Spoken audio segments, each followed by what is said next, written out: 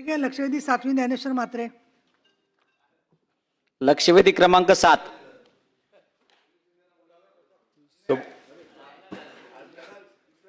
सभापती महोदय, छापल्याप्रमाणे.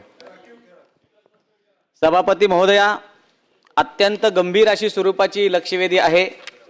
सिंधुदुर्ग जिल्ह्यातल्या माध्यमिक शिक्षणाधिकाऱ्यांवर विविध प्रकारचे आरोप त्या ठिकाणी आहेत की त्या ठिकाणचे शिक्षकांचे पगार आहेत ते वेळेवर काढत नाहीत.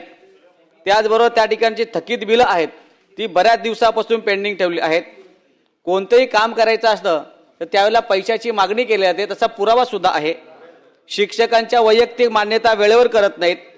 अल्पसंख्याक शाळेतले शिक्षकांच्या मान्यता नियमानुसार देणं अपेक्षित आहेत त्या दिल्या जात नाहीत. कोर्टाचा आदेश असून सुद्धा काहींना मान्यता दिल्या जात नाहीत. वरिष्ठ निविड श्रेणीची प्रकरणं आहेत ती प्रलंबित ठेवली जातात. वैद्यकीय बिलांच्या मान्यता थांबवून ठेवल्या जातात. अशा विविध प्रकारच्या त्यांच्यावरती आरोप विविध संघटनांनी केलेले आहेत.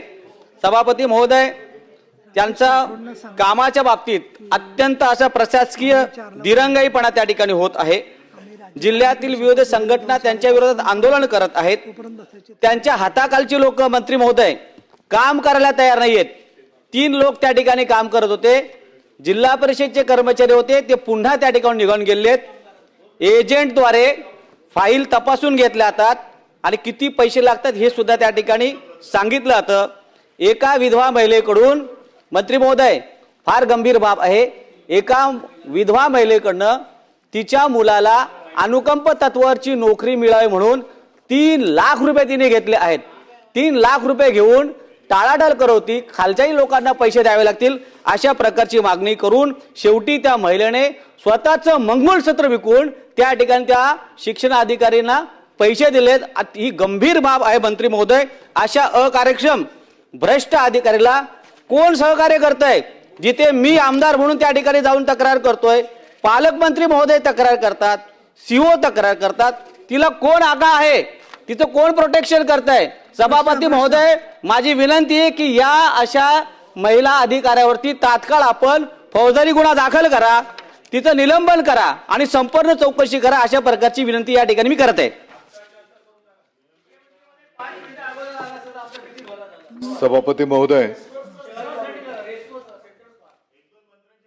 शिक्षण अधिकारी माध्यमिक जिल्हा परिषद सिंधुदुर्ग अर्थसंकल्पासाठी आलेत ते. यांच्या संदर्भातला जो काही सन्माननीय आमदार महोदयांनी जो काही मुद्दा या ठिकाणी उपस्थित केलेला आहे, मला वाटतं की शिक्षण अधिकारी सिंधुदुर्गच्याकडे काय काय कामं पेंडिंग आहेत याचं या ठिकाणी आढावा घेण्यात आलेला आहे.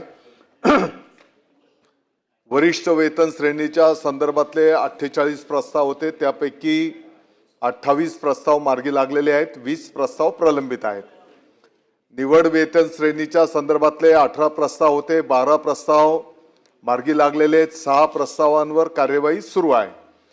वैद्यकीय देयकांच्या संदर्भामध्ये 161 प्रस्ताव होते, 50 प्रस्ताव मार्गी लागले आहेत, 111 प्रस्ताव त्या ठिकाणी त्यांच्यावर कार्यवाही सुरू आहे.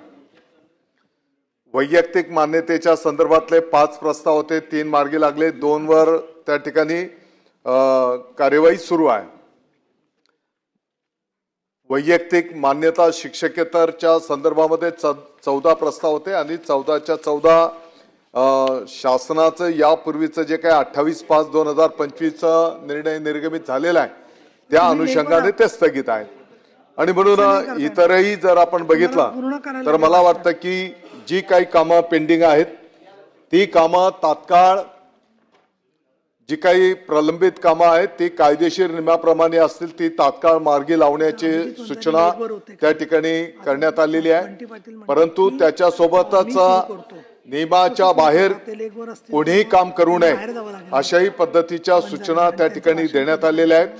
जिथपर्यंत आताच आपण कोण महिलेच्या संदर्भामध्ये या ठिकाणी अनुकंप नोकरीच्या संदर्भातला जे काही मुद्दा उपस्थित केलेला आहे निश्चितपणे त्याची चौकशी केली जाईल.